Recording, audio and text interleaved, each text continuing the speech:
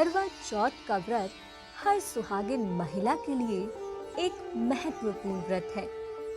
यह न केवल भारत में बल्कि पूरी दुनिया में सनातन धर्म का पालन करने वाली महिलाओं द्वारा मनाया जाता है।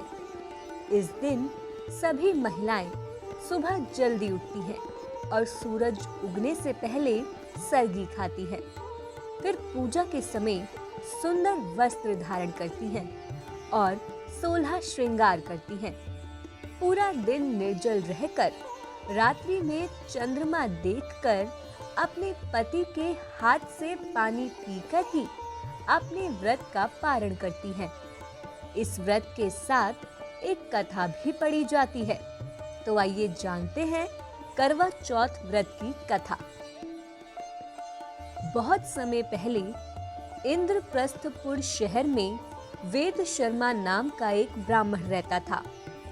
उनके 7 पुत्र और वीरावती नाम की एक पुत्री थी। 7 भाइयों की इकलौती बहन होने के कारण वीरावती को न केवल उसके माता पिता बल्कि उसके भाइयों का भी लाड प्यार मिला। जब वह बड़ी हुई तो उसकी शादी एक ब्राह्मण लड़के से कर दी गई। विवाह के बाद वीरावती अपने माता पिता के घर आई। उसी दौरान करवा चौथ का व्रत पड़ा।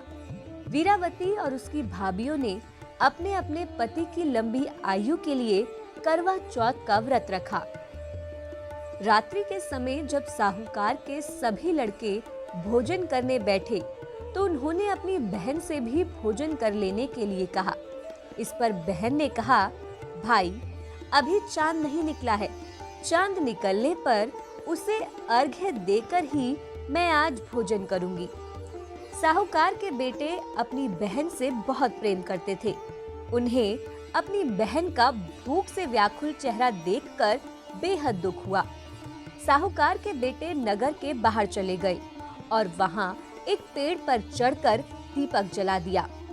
दूर से देखने पर वह ऐसा लगा कि चांद निकल आया है। घर वापस आकर उन्होंने अपनी बहन से कहा, देखो बहन, चांद निकल आया है, अब तुम उन्हें अर्घ्य देकर भोजन ग्रहण करो। बहन ने खुशी खुशी जाकर चांद को देखा और उसे अर्घ्य देकर खाना खाने बैठ गई। जब वीरावती ने भोजन करना शुरू किया तो उसे सभी प्रकार के अपशकुन मिले। उसने जैसे ही पहला टुकड़ा मुंह में डाला तो उसे छींक आ गई। दूसरा टुकड़ा डाला तो उसमें बाल निकल आया। इसके बाद उसने जैसे ही तीसरा टुकड़ा मुंह में डालने की कोशिश की तो उसके पति की मृत्यु की खबर आ गई। इसके बाद वीरावती की भाभियों ने सारा माजरा बताया कि उसके साथ ये सब क्यों हुआ है।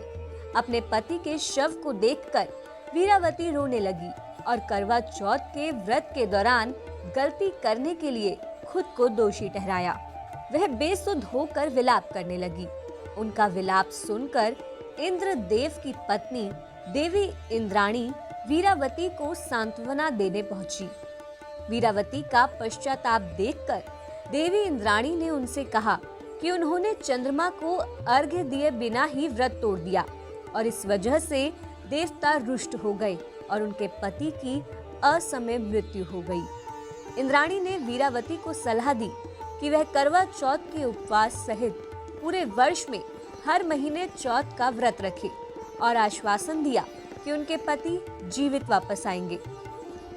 उसके बाद वीरावती ने पूरे विश्वास और सभी अनुष्ठानों के साथ मासिक उपवास किया। अंत में उन व्रतों का पुण्य संचय करने के कारण वीरावती का पति पुनः जीवित हो गया।